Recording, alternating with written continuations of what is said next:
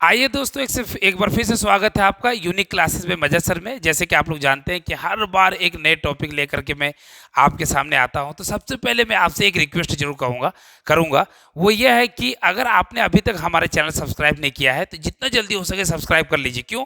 क्योंकि आपको इतने ही ज़्यादा फिजिक्स के मटेरियल मिलने वाले हैं जो आपके पूरे फर्स्ट ईयर, खास करके पॉलिटेक्निक के बच्चों के लिए तो बहुत ही बेहतरीन वीडियो मैं लेके आ रहा हूँ। इसलिए बिना किसी देर के आप सब्सक्राइब कीजिए और रिंग बटन जरूर दबाइए। तो चलिए, सबसे पहले आज की क्लास में हम देखते हैं कि आपके लिए मैंने क्या लाया। ये है आपका डायमेंशन।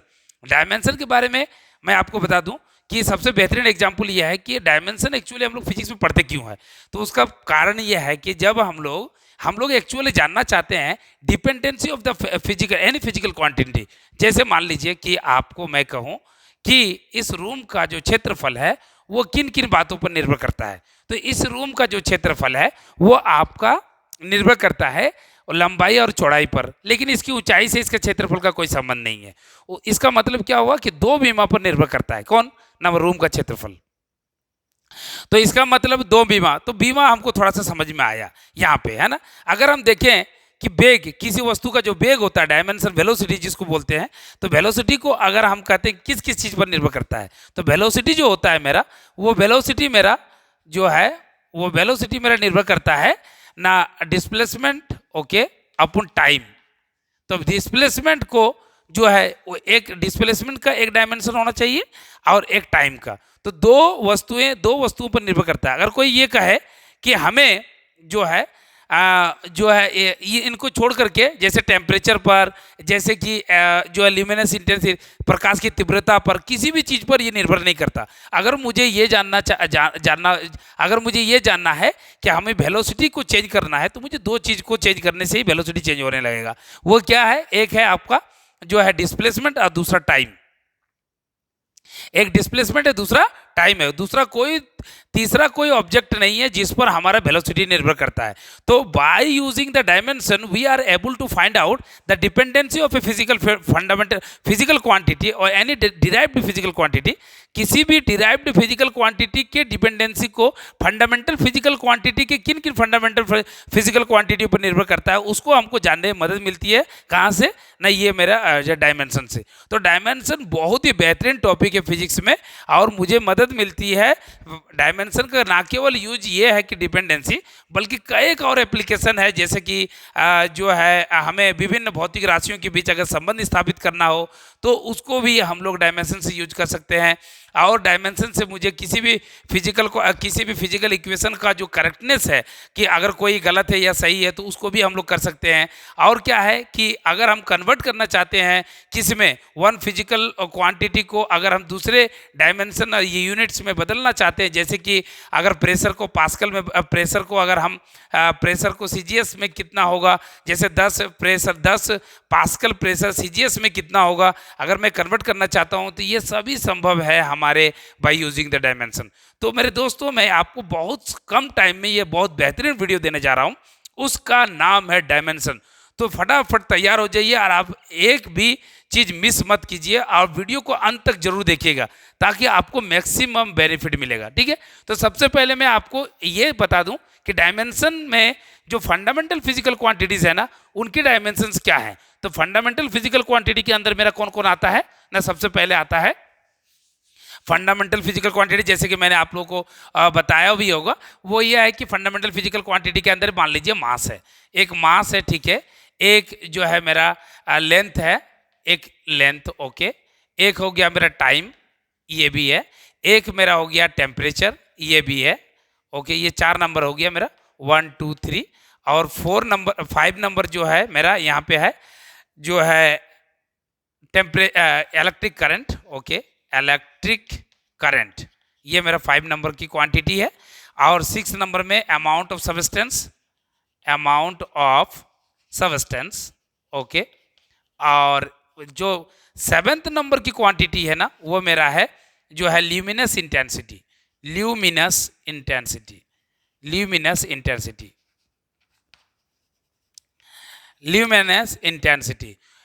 अब आपका इसका एसआई यूनिट हम आपको बताने की कोशिश करेंगे। पहली नंबर बात कि मैं ये जो 7 क्वांटिटी मैंने लिखा है, ये 7 फंडामेंटल फिजिकल क्वांटिटी फिजिक्स में होता है। इसका क्या मतलब हुआ कि ये 7 तरह का फंडामेंटल फिजिकल क्वांटिटीज हैं, इन्हीं से बाकी सभी। इसका एक एग्जांपल ये भी है कि 7 फंडामेंटल फिजिकल क्वांटिटी से ही बाकी सभी फिजिकल क्वांटिटियों को निर्देशित किया जाएगा, या जब भी हम कोई फिजिकल क्वांटिटी पढ़ेंगे ना, तो इन्हीं 7 फंडामेंटल फिजिकल क्वांटिटियों से संबंधित वो होगा। इसलिए हमें ये इनके यूनिट्स भी जानना होता है और इनके डायमेंशंस क्या वो भी जानना होता है। जैसे कि मैंने बताया होगा, इसका यूनिट जो है मेरा, मास का यूनिट जो है मेरा, एसआई यूनिट जो है वो मेरा केजी है। उसी तरह से लेंथ का एसआई यूनिट मेरा मीटर है। टाइम का एसआई यूनिट मेरा, टाइम का एसआई यूनिट से सेकंड है। टेम्परेचर का मेरा केल्विन है। इलेक्ट्रिक करंट का आई है, इलेक्ट्रिक करंट का एम्पियर है। उसी तरह से अमाउंट ऑफ सब्सटेंस का जो होता है, अमाउंट ऑफ सब्सटेंस का मोल है। उसी तरह से ल्यूमिनस इंटेंसिटी का कैंडेला है, तो सीडी लिखते हैं। ये सभी क्या है, ये मेरे फंडामेंटल फिजिकल क्वांटिटियों के जो है क्या है वो जो है मेरा एसआई यूनिट से है, बट ये हमारे डायमेंशंस नहीं है। तो डायमेंशन फिर क्या है, डायमेंशन एक दूसरा सिंबल है जो हम लोग इन्हीं 7 फंडामेंटल फिजिकल क्वांटिटियों को देने के लिए हम लोग इस्तेमाल करते हैं।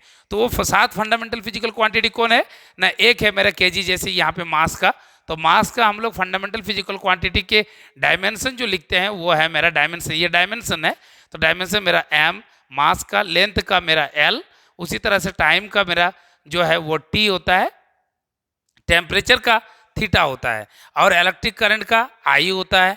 उस तरह से अमाउंट ऑफ सब्सटेंस, ये अमाउंट ऑफ सब्सटेंस का जे होता है, और luminous intensity, amount of substance का एन होता है, और ल्यूमिनस इंटेंसिटी का मेरा जे होता है, ल्यूमिनस इंटेंसिटी का जे होता है। ये 7 फंडामेंटल फिजिकल क्वांटिटियों के डायमेंशन आपके सामने मैंने लिखा है।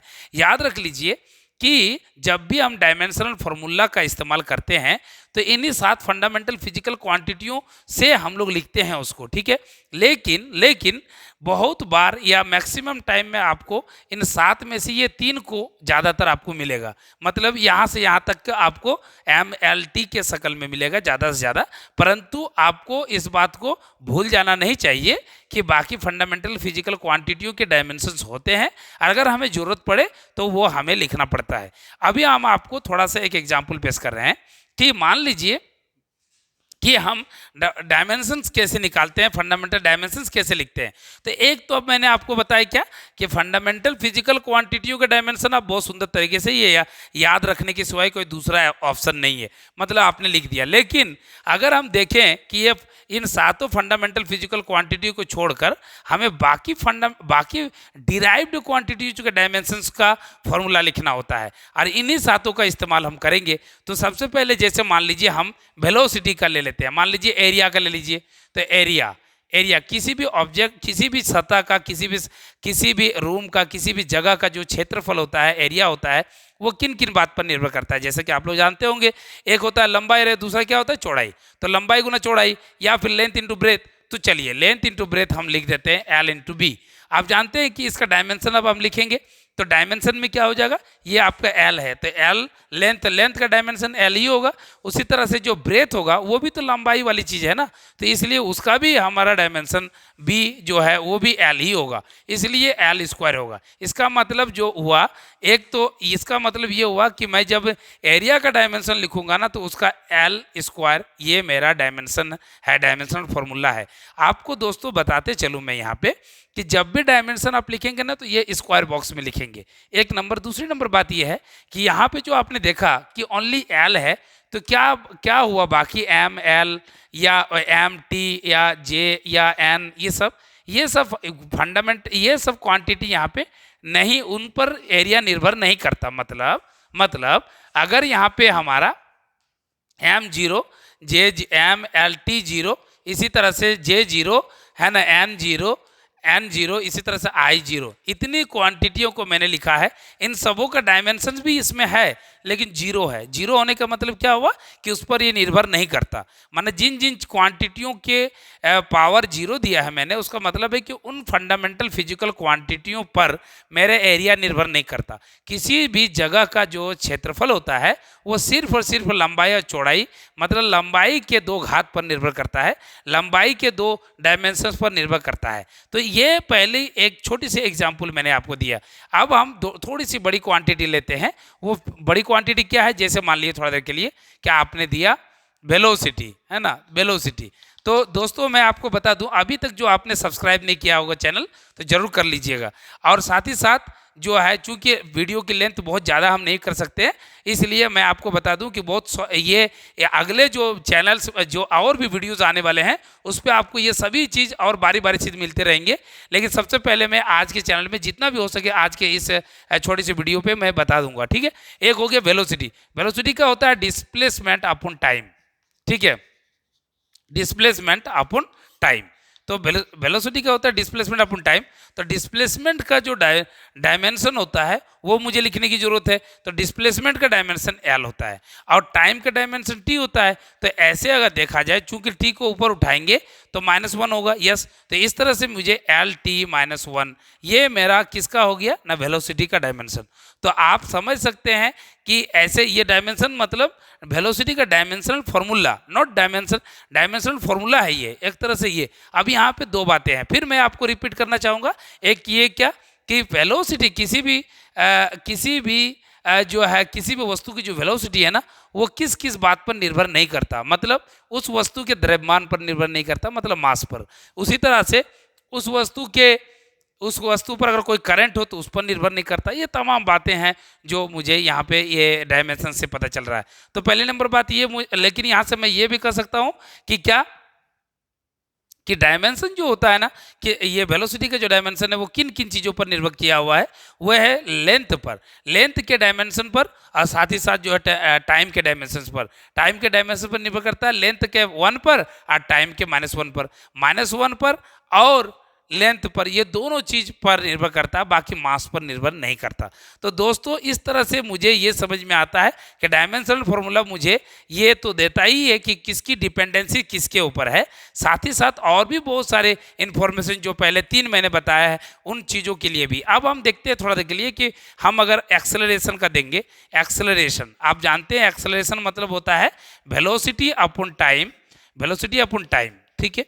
तो वेलोसिटी अपॉन टाइम जो होता है, तो वेलोसिटी का भी डायमेंशन मैंने लिखा है LT -1, ओके। और फिर यहाँ पे मैंने टाइम का लिखा है, टाइम का, तो टाइम का T।